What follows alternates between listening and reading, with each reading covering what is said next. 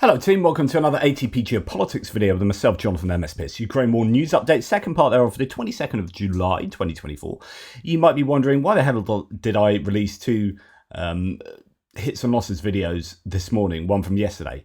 I was trying to release the one from today, and the one from yesterday popped up because YouTube unrestricted it on appeal, and it popped up where the other one should have been, and I was like, oh, that's a video, and then I released it. And it wasn't a video. The other one, today's one, was still churning away, doing whatever it's supposed to do in the background. And I had to wait for that to finish anyway. So you've got yesterday's one that eventually turned up, which I talked about in the live stream. So those who watch the live stream won't need to watch that one anyway. It's up there, whatever. So anyway, we're going on to military aid and equipment. Not a lot to talk about, so this will be fairly quick. I always say that, but I think it will be today. Here is Denis Shmyhal, the Prime Minister, saying, today we reached an agreement in principle with the Committee of Eurobond Owners in Ukraine. This is a process of debt restructuring. So obviously Ukraine are going to be in huge amounts of debt going forward. The amount of loans and support they've been given from other nations and other institutions means that they are going to be burdened with a massive amount of debt. And trying to work out how to structure that debt and pay it back is going to be an absolute headache for people for many years to come. But they've restructured that debt, and they are going to save $11.4 billion US dollars on debt servicing over the next 3 years. So that's $11.4 billion over 3 years that they wouldn't otherwise have had. So that's good news. And that's $22.75 billion by 2033. So good effort on moving those figures around. I wish I could do that with my household figures. Anyway, Ukraine, according to Euromaidan Press, Ukrainian forces outpaced the enemy with counter-drone measures, portable 3,500 meter range FPV jammers, skilled marksmanship downing drones, developing tech to neutralize adversaries' drone capabilities as the war continues, resulting from adaptation and innovation on the battlefield. I think, as I mentioned yesterday, that Ukraine, possibly you shouldn't be smoking around a wildfire. That's a bit of an odd picture there.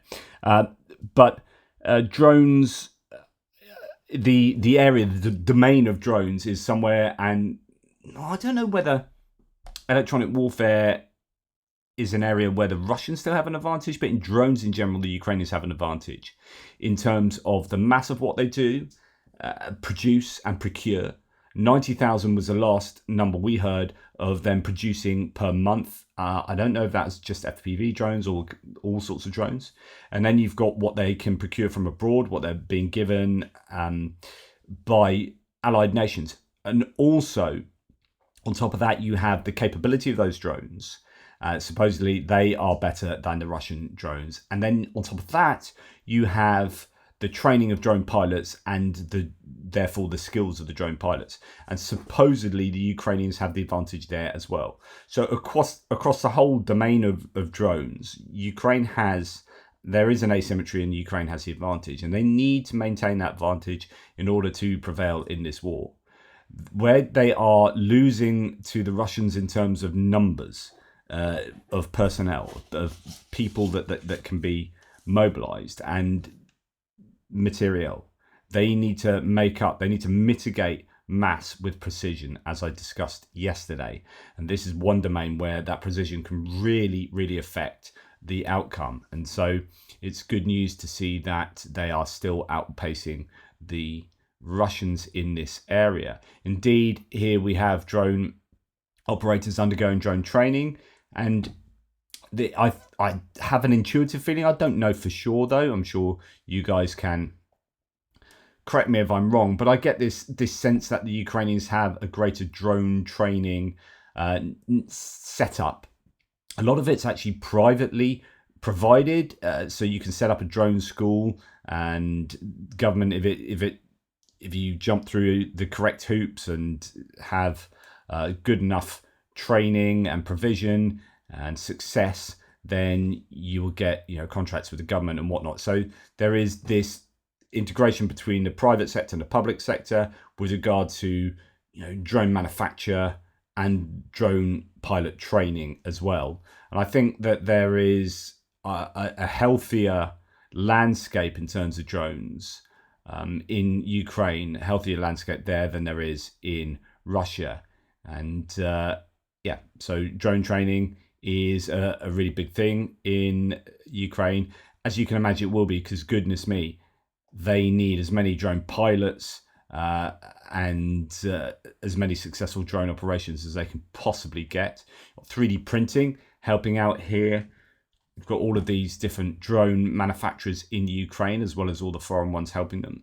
We have Wild Hornets is an interesting one. I know Turchny do a lot of work with them, and I'm trying to get the guy in charge of Wild Hornets, or heavily involved with them, interviewed here. They are a not-for-profit drone provider for Ukraine, and they are working really hard to make sure that they are technologically in a better place and giving Ukraine what they need, and trying to second guess what they need as well to keep ahead of the curve. Now, UK understands, it appears, that Ukraine are suffering in terms of the ability to take out reconnaissance drones, for example, and just in general, not having enough manpads. So I wonder whether this... so Ukraine will increase the number of Ukrainian military personnel who will be trained on the manpads, man-portable air defense system of the UK. The country also plans to increase the number of transferred manpads. So that was the point I was coming to. That I wonder if, well, they surely are going to be providing Ukraine with a lot more martlets, and that will be something that I guess the UK could order and manufacture fairly easily compared to something like a main battle tank. So when it comes to something like the Challenger 2 or Challenger 3, right, UK are never going to get another 100 of those made or whatever. And so for every country, it's going to be, right, what can we do realistically that can help Ukraine as much as possible? And manpads is clearly an area where you can up production and training fairly easily and be able to give an increased amount of these to Ukraine. Here we have new onboard footage of Ukrainian forces using a US-supplied L3 Harris Vampire surface-to-air missile system, seen here hitting multiple Russian Shahed 136 drones with laser-guided APKWS rockets. Right, these are useful because they are cheap and cheerful, and hopefully effective. The Vampire is a palletized surface-to-air missile system based around the AGR-20 Advanced Precision Kill System, or APKWS, Hydra 70 rockets. So they were given a load of these Hydra 70s. They were using them quite a bit around the Dnipro River sometime back last year. They were given a bunch of these, and they were initially designed, I think, to be fired off helicopters, but they've been adapted. Notably, the APKWS has a unit cost of only $20,000. So that is fantastic. And if that's effective against things like Shahed drones, then it's going to be effective against things like Zala and Orlan drones that are doing such an effective job of acquiring targets for the Russians. So yeah, not only we've got manpads, the Martlet manpad being provided to Ukraine in increased numbers, hopefully. I don't know what the time frame on that would be, but we've got the use of these Hydra rockets by the Ukrainians. Croatia has handed over one AN-32B cargo plane to Ukraine. Looks something like that. Another one is being overhauled, after which it will be also handed over. According to preliminary data, both planes should arrive in the State Emergency Service of Ukraine. So that's good news that A, Croatia are on board with continuing to assist Ukraine, and B, the Ukrainians are receiving equipment still. China, and I mentioned this in my live stream yesterday, provides Russian intelligence. Or provides Russia with intelligence information from its own satellites, which is also used in the war against Ukraine, according to Militarny.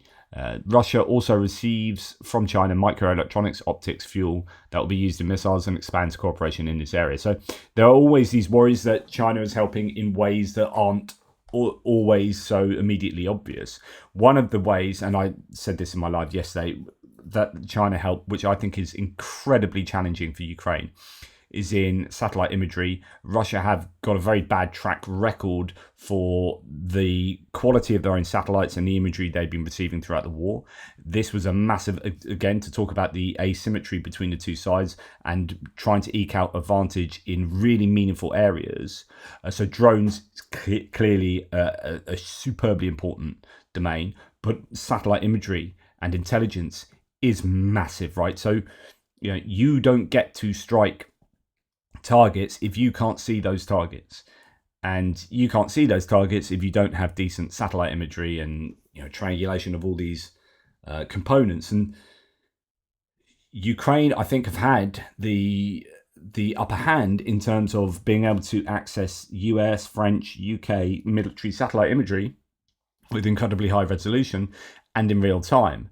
That means that they have been better at targeting the Russian key Russian military infrastructure. Now, the Ukrainians have been able to eke out that advantage for an awful long time, but we have seen over the last, certainly I'd say 6 months, the Russians get better and better and better at targeting the Ukrainians, and that asymmetry has certainly decreased. Russia, I think, are able to do that, and it's just intuitive from myself, so pinch of salt and all that, but I think with the help of the Chinese, and that is a really meaningful effect on the outcome of tactical projects on the front line, as well as the war as a whole. That is one way that China can help close that gap and give an advantage back to Russia, or at least reduce the asymmetry to parity. Really challenging, I think, and not something you can easily prove. And even if you do have a pretty good idea, like here, a pretty good idea that the Chinese are doing it, what do you do with that information? Do you start sanctioning China? Does this start becoming more of an open aggression towards China, a confrontation? And if that happens, then China will be probably more likely to double down and support Russia even more obviously with the military equipment. So the more you challenge China, it's a really fine line. The more you challenge them, the possibly the more likely they are. It could go either way, right? They could either say, oh, sorry about that, we won't do that, or they could go, screw you guys, we're going to help Russia even more. So it's a high risk strategy, either way. Illegal chip flows, though, from China to Russia are slowing down, according to a Reuters report. Supplies of semiconductors and other dual-use goods shipped through China and Hong Kong to Russia have fallen by a fifth in 2024, even though both remain key transshipment hubs. Reuters reported on July the 22nd, citing data from the US Commerce Department. That is good news because those components will help Russia to manufacture things that are going to be used in a war, no doubt. Anyway, that's enough for me. Very relatively short one for me today. I will probably now go about sorting out a live Q&A stream regarding Biden stepping down. I've had a bit more time to react to that, considering yesterday news came out while I was doing a live stream, which is pretty amazing. So we got to talk about that on the hoof, but now I'll have a few more resources to draw from and probably have a live Q&A with you guys. So watch out for that in the coming minutes and hours.